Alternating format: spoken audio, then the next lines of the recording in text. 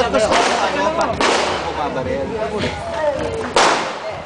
Kaya para ko kayo ano yan.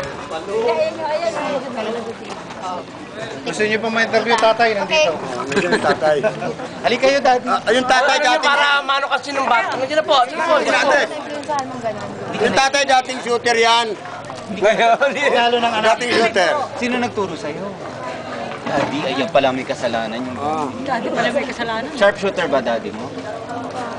Daddy, kunin ko po yung pangalan niyo. Mike po, Mike Andres. Mike Andres.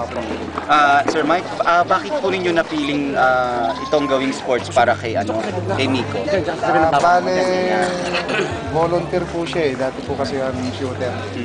Then, na-adapt niya yung parang nakahiligan na. Pero 6 years old, hindi po ba masyadong bata? Kasi parang, pero ang galing kasi hindi tumatalsik yung kamay niya. Yeah, siguro po sa edad, batang bata, pero sa shape ng paghawak ng baril. Very safe siya sa disiplina po.